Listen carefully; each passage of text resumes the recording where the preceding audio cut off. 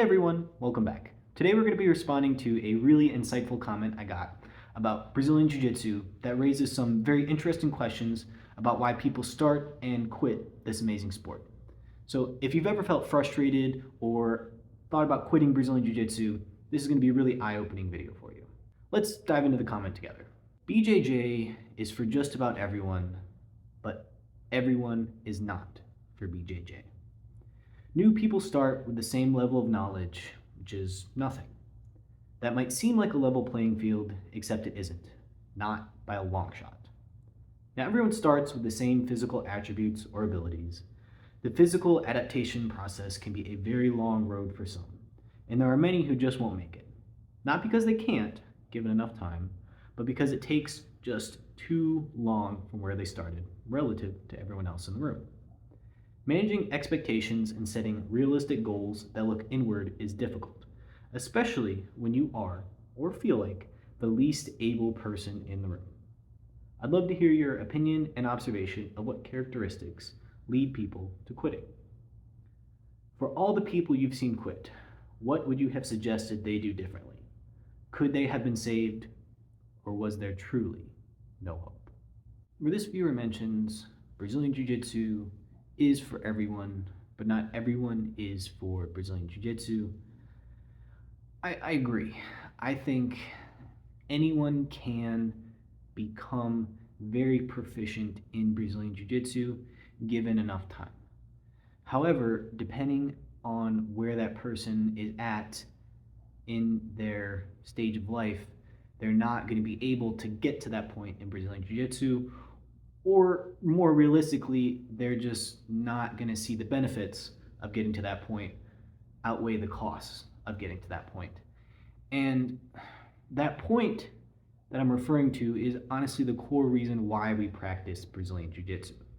There are many reasons to practice Brazilian Jiu-Jitsu, including friendships and exercise and all these other things you can get on the side. But at its core, the goal is to get better at submission grappling. So that means taking an unarmed opponent, putting them in a position where you have a leverage advantage to either apply a strangulation or choke, or a joint lock where the consequences of not giving up by tapping are they will pass out or incur damage on their body. But we tap out so that way you can learn and not incur damage, and you repeat the process.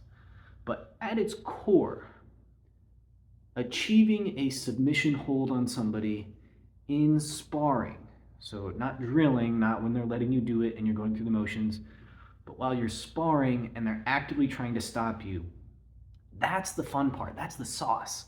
That's what really gets you going back to Brazilian Jiu-Jitsu. And if not that specific thing, if you're not there yet, seeing progress towards that goal. If Brazilian Jiu-Jitsu was all losing and all sucking and all not making any progress, it would be extremely difficult to stay motivated to keep going. People often talk about enjoying the grind, loving the process. Yes, obviously it can be difficult, and enjoying the more difficult or uncomfortable aspects of Brazilian Jiu-Jitsu can give you benefits outside of class and inside of class. You're more resilient, you have better perspective, all these other things. But if you are seeing progress towards that goal, towards that point, towards that submission, towards being able to get more people closer to that submission, you're going to feel much more emotionally rewarded. It's going to be much more engaging. You're going to be much more motivated to keep coming back. Not everyone starts at the same point physically. And there are other characteristics too, such as time and money. We'll talk about those later. But physically, no one is on a level playing field. We're all different sizes, shapes, levels of athleticism. And people who have physical advantages, such as being athletic, or even if you have experience in a related grappling art like judo or wrestling, you're going to have a lot of advantages. You're going to progress extremely quickly compared to someone who has no physical advantages. Maybe they are super inflexible, overweight, a little bit older, and smaller. All of these things are going to make it much more difficult to get to that point to where you can consistently tap people out. Now, the cool part about Brazilian Jiu-Jitsu is the actual process of practicing. It's going to physically adapt your body so that way it will become easier physically while also you're gaining the knowledge to apply techniques even if your opponent physically outclasses you. Ultimately in jiu-jitsu, the goal is to be able to submit people who have physical advantages on you because your technique is so good. But those physical advantages, the size, strength, the speed, the athleticism, the age, right? If you're younger, you are going to be able to recover faster and go to more training sessions and learn quicker and have your body adapt more. So it's a cycle that makes it even faster because you're learning more, you're physically adapting faster, and then you're learning, you're physically adapting, and you're just going to get to that point. It happens around late blue belt, early white belt, to where you can consistently tap people out in sparring. Not everybody, you're not the best in the world, but people who are less experienced than you, who are comparable to you, you're kind of going to have this group where you can tap them out, this group where they can tap you out, and a group where you're about even. So you're going to have all these types of training partners. When you first start, everybody's going to tap you out for the most part. So managing your expectations and setting realistic goals is going to really give you benefits along the way. If your goal is to improve in some way, shape, or form, i.e., get yourself closer to that point where you can consistently submit people, and you recognize progress along the way, maybe you're not submitting people, maybe you're getting submitted, right? Maybe they're submitting you 10 times in a 5-minute round. Well, the progress is going to be they submit you 9 times, and then they submit you 8 times, and maybe they submit you 7 times, but you get out of a terrible position for a little bit. You sort of put your legs in front of you and you almost get guard back. So recognizing that along the way to that submission, there is going to be a lot of progress. And some of it's going to be hard to recognize if you're not familiar with it, but hopefully the training environment is structured in such a way that you will be able to recognize when you're getting to a better position, when you are delaying a submission, when you're using your defense. That counts, right? If you're getting tapped out, but you're delaying the time that it takes to submit you, that's progress. Because it starts with delaying the time it takes for someone to tap you out. Then you get to a better position by escaping, then you put them in a worse position, and then you apply a submission to them. So it's climbing that submission hierarchy, the position hierarchy ladder, to get closer to that end goal. And seeing progress along the way is going to make you feel much more fulfilled. Now, let's get into some of the specific characteristics that cause people to quit. Generally, anything that puts them at a disadvantage is going to cause them to quit faster, but specifically, we already talked about age, right? If you're older, your recovery time is going to be worse, and on top of that, you're going to be a little bit less physically adapted. Now, this can vary from individual to individual. You can have a very in shape late 40s, early 50s year old and a very out of shape early 20s, and they're not going to be on the same level.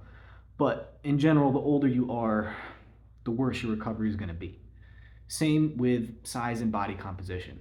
If you're very small, it's going to be a lot harder to impose your will on other people, and that's ultimately what getting a submission hold is. If you have more physical mass to you, it's going to make it a lot easier to use that mass to overpower somebody.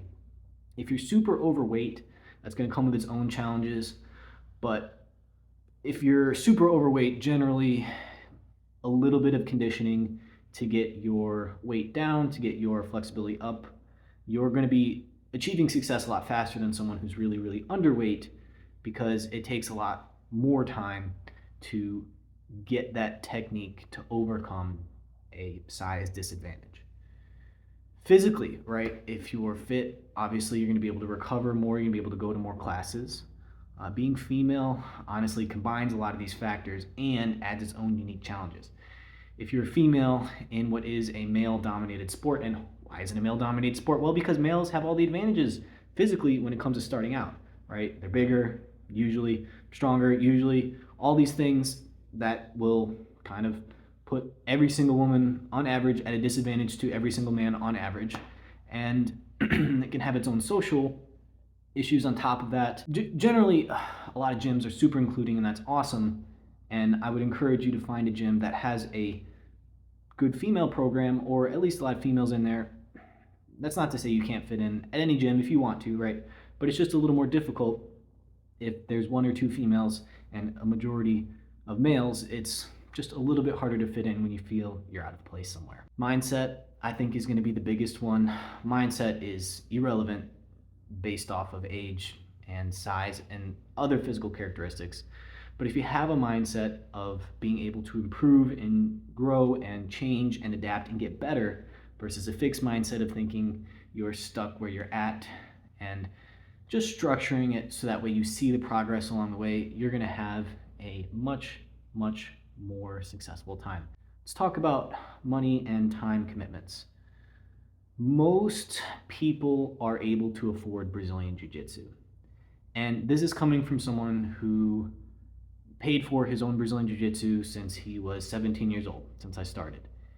And it was kind of expensive. I started at a relatively expensive Jiu-Jitsu gym, but to me it was worth it. You know, the $100 to $200 a month was worth it to me in order to get the benefits of, you know, moving towards that goal, but also the ancillary benefits of getting friends and the exercise and everything else that comes with Brazilian Jiu-Jitsu. It was worth it to me. I could afford it. I worked a job and I paid that money out of pocket. Now, if you are in a situation where you're disadvantaged or you're not getting that reward out of it, or it's difficult for you, you're not going to be able to put up that money. And now maybe physically it's completely impossible. You're super broke, you're poor, and you can't come up with the money. I know there are situations like that. And maybe in that case, it's possible to work out some sort of a deal where you are maybe just going to the open mats, right? Maybe you just show up a couple times a week at an open mat and you try to train and they don't charge you. Maybe you're able to help mop the mats and get a discounted rate. That's not so common nowadays, but it's possible to work something out. However, in general, I'd say it's possible to afford it if you budget it and if you value it enough. Same thing goes with time, right? Are you able to budget your time? Are you able to set aside the time, the 3 days a week, I would say, that most people should be going at minimum if you want to improve? You know, it's going to take time away in the evening from homework, from school, from preparing food, from hanging out with your significant other, unless they train with you, then it's a date night. But are you able to budget this time? Really is going to come down to, is this a priority for you? I think everyone can do it, but it comes down to, are you seeing the benefits and are they outweighing the costs? The last thing that comes with quitting is injuries, right? People who are injury prone, who don't listen to their body if they're feeling aches, who push through pains, they're much more likely to quit. It's very possible to train Brazilian Jiu-Jitsu super safely in a way that makes you more fit and more physically strong.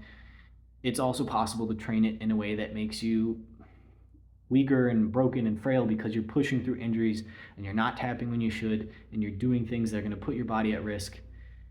You can do that, and I would recommend against it, but people who get injured are much more likely to quit. And if you do get injured, take the time, recover. Prevention is worth, so much more than cure. So trying to avoid injuries by warming up, by stretching, by being aware and tapping and safe and all the things you should do, it's going to be way better than trying to rehab. But if you do get injured, let yourself heal up and take the appropriate time. Get back into it at a slow pace and don't re-injure yourself by trying to dive head first and make up for lost time. Just pick up at a moderate pace and let your body adapt again. Honestly, my main suggestion for people is really going to come down to changing your mindset to see that progress. Now, if it's not worth it for you, honestly, stop doing it, right? At the end of the day, it's not worth it to some people.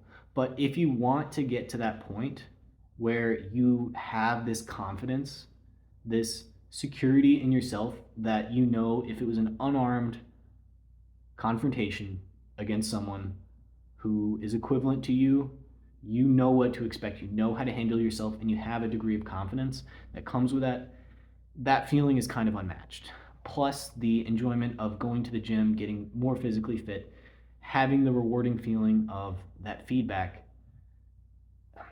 If it's not worth it to you, then just stop going. But seeing the progress along the way to get to that point so you don't get discouraged, even if you're at a disadvantage, even if physically you're the most disadvantaged person in the world, just give it a little bit more time. The smallest, weakest, most frail people, given enough time in Brazilian Jiu-Jitsu, will adapt their bodies, will get enough technique to outclass someone who is physically imposing to them. I've seen it happen plenty of times. I've seen plenty of older females who are smaller get to the point in Brazilian Jiu-Jitsu where they can tap out much younger, stronger, physically athletic people who are obviously not as experienced in Brazilian Jiu-Jitsu as them, but it takes a long time to get to that point. And seeing the progress along the way and enjoying the other benefits are really what's going to keep you from quitting.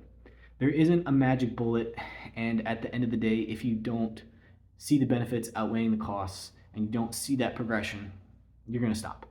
And I think everybody who has quit Brazilian Jiu-Jitsu could have kept going had circumstances been different, had their mindset been different, but unfortunately, sometimes it's just not for someone at that stage in their life.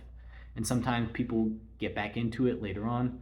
Sometimes they won't, but anyone can do Brazilian Jiu-Jitsu ultimately. It's just going to come down to your mindset and whether or not you want to keep doing it. Personally, I think you should, but that's not up to me. If you have any other comments or questions, drop them down below. I would love to respond to them. Thanks.